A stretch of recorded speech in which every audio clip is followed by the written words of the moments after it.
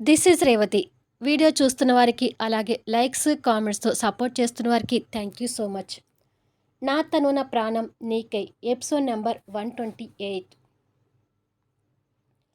మరి కొద్దిసేపటికి ముఖ్యమైన బంధువులు, స్నేహితులు తప్ప మిగతా వారందరూ భోజనం చేసి వెళ్ళిపోతారు. బాబు ఎవరి దగ్గర ఉన్నాడు అంటూ మోహన్ వస్తే, కళ్యాణ్ కావాలని చెప్తూ ఆ ముస్లిం అమ్మాయి బాబుని అటువైపు తీసుకువెళ్ళింది మోహన్. ఒకసారి అటు వెళ్ళి చూడు అంటాడు.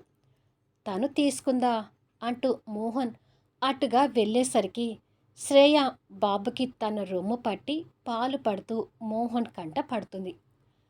మొహం కనపడకుండా ఒక ముస్లిం అమ్మాయి బాబుకి పాలు పట్టడం చూసి నిర్ఘాంతపోతుంటాడు. మోహన్ తనని చూస్తున్నాడు కానీ మోహన్ని ఇంకా శ్రేయ చూడలేదు. అప్పటికే బాబు పాలు తాగడం పూర్తవుతుంది.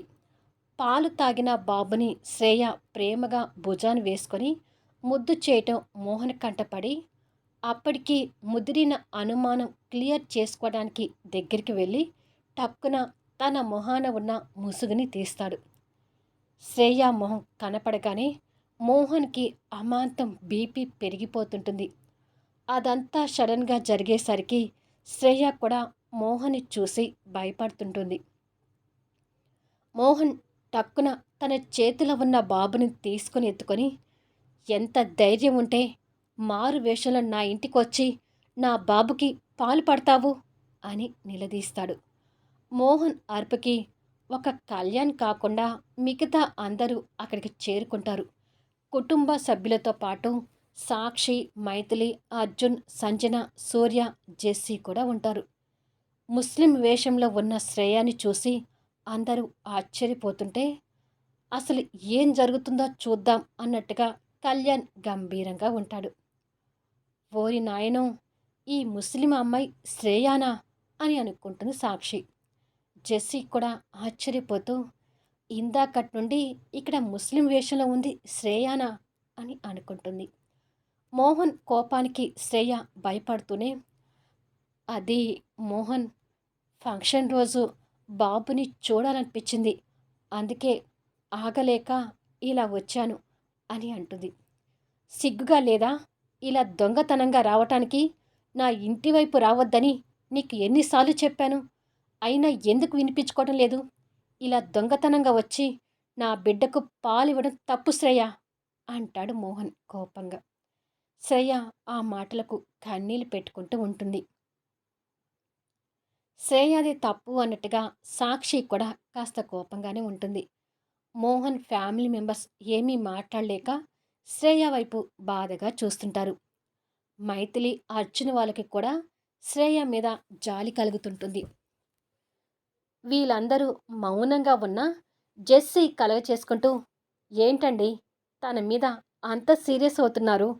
కన్న తల్లి బాబుకు పాలివ్వటం ఏదో నేరం అన్నట్టుగా తనని అలా తిడుతున్నారేంటి అని అంటుంది. తన మాటలకి మోహన్తో సహా అందరూ తన వైపు విస్మయంగా చూస్తుంటారు. సూర్య మాత్రం కోపం తెచ్చుకుంటూ, జెస్సీ నువ్వు మాట్లాడుకో, సైలెంట్గా ఉండు, ఈ శ్రేయ గురించి నీకు తెలీదు అంటాడు. తను ఎలాంటిదైనా కన్న కొడుక్కి పాలిచ్చే హక్కు కన్న తల్లికి ఉంటుంది సూర్య అంటుంది జెస్సీ. నిన్ను మాట్లాడొద్దని చెప్పానా అని సూర్య సీరియస్ అవుతాడు. జెస్సీ తనకు సపోర్ట్గా మాట్లాడడం చూసి కళ్యాణ్ ప్రణాళికలు వేస్తుంటాడు. జెస్సీ మాటలకు మోహన్ కూడా కాస్త కోపం తెచ్చుకొని తిరిగి శ్రేయ వైపు చూస్తూ, మర్యాదగా నా ఇంటి నుంచి వెళ్ళిపో శ్రేయ అంటూ సీరియస్ అవుతాడు. కానీ శ్రేయ బాబుని వదిలి అడుగు ముందుకు వేయలేక అక్కడే నిలబడిపోతుంది. వెళ్ళమని చెప్తున్నది నీకే కదా అంటూ కోపంలో ఉన్న మోహన్ తన మెడ మీద చేయి పెట్టి బయటికి వెళ్ళమన్నట్టుగా నెడతాడు. ఆ నెట్టుడికి శ్రేయ వచ్చి కింద పడబోతుంటే మైథిలి వచ్చి తనని పట్టుకొని, ఏంటి మోహన్ ఆ ఆవేశం అని అంటుంది. నువ్వు మాట్లాడుకు మైథిలి, ఈ విషయంలో నువ్వు నాకు మాట ఇచ్చావు అంటాడు మోహన్. మైథిలికి అది గుర్తొచ్చి ఏమీ మాట్లాడలేక సైలెంట్ అయిపోతుంది. బాబుకి నీకు సంబంధం లేనప్పుడు ఏ హక్కుతో నా బిడ్డను చూడటానికొచ్చి పాలిస్తున్నావు అని మోహన్ తనని అందరి ముందు నిలదీస్తుంటాడు. శ్రేయ దగ్గర సమాధానం లేక కన్నీళ్లు పెట్టుకుంటూ మౌనంగా ఉండిపోతుంది. కళ్యాణ్ ఆ జనాల్లో జెస్సీని గమనించి తన వెనుకగా వెళ్ళి నిలబడతాడు. ఎవరూ గమనించకుండా తన వెనుకగా నిలబడి కాస్త గొంతు సవరించుకొని, లీగల్‌గా వెళ్తే నెలల శిశువైన ఆ బిడ్డ మీద హక్కు తండ్రి కన్నా తల్లికే ఉంటుంది అంటూ వేరే వాళ్ళు ఎవరో అన్నట్టుగా వాయిస్ మార్చి చెప్తాడు. అది జెస్సీ చెవిలో పడి, అవును అని మనసులో అనుకొని, తను లీగల్‌గా వెళ్తే ఆ బిడ్డ మీద నీ కన్న తల్లికి హక్కు ఉంటుంది మోహన్ అంటుంది. ఆ మాటకి మోహన్‌తో సహా అందరూ షాక్ అవుతూ తన వైపు చూస్తుంటారు. శ్రేయకి ఏదో బలం దొరికినట్టుగా జెస్సీ మాటల్ని ఆశ్చర్యంగా, సంతోషంగా వింటుంది. మోహన్‌కే కాకుండా వాళ్ళ ఫ్యామిలీ సభ్యులకు కూడా ఆ మాటలు టెన్షన్ కలిగిస్తుంటాయి. ఈ సందట్లో కళ్యాణ్ నిదానంగా జారుకుంటూ వచ్చి మళ్ళీ మైథిలి పక్కకు వచ్చి నిలబడతాడు. కానీ ఒక్క మైథిలి మాత్రం కళ్యాణ్ కదలికలను గమనించి, నువ్వు మామూలు మెంటలోడివి కాదురా బాబు అని అనుకుంటుంది మనసులో. తను కనిపెట్టిందని కళ్యాణ్ కూడా అర్థమై ఎవ్వరూ చూడకుండా తనకి కన్ను కొడతాడు. సూర్య జెస్సీ మీద కోపం తెచ్చుకుంటూ, నిన్ను మాట్లాడొద్దని చెప్పాను కదా జెస్సీ అని అంటాడు. స్టాప్ ఇట్ సూర్య. కన్న బిడ్డ విషయంలో తనకు అన్యాయం జరుగుతుంది. అది మీకు ఎందుకు అర్థం కావటం లేదు? అసలు ఈ విషయంలో నువ్వు జోక్యం చేసుకోకు. సైలెంట్‌గా ఉండు అని సూర్యకి గట్టిగానే వార్నింగ్ ఇస్తుంది జెస్సీ.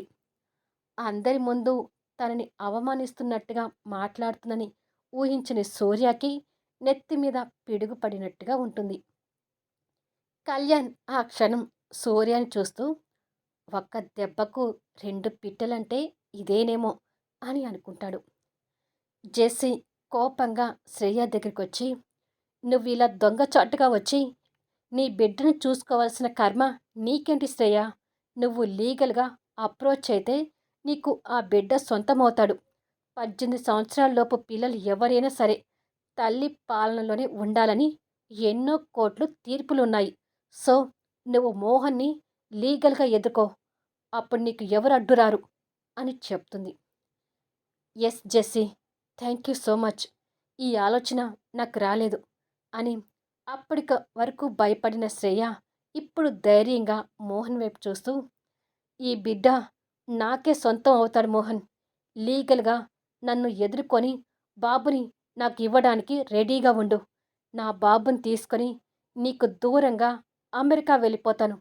అప్పుడు ఏం చేస్తావో చూస్తాను అని ధైర్యంగా చెప్పి శ్రేయ వెళ్ళిపోతుంది. వాళ్ళ మాటలకి సాక్షి కూడా కంగారు పడుతూ, నిజమే, లీగల్‌గా వెళ్తే బిడ్డ శ్రేయకి దక్కుతాడు. కానీ అప్పుడు మోహన్ పరిస్థితి ఏంటి అని అనుకొని భయపడుతుంటుంది.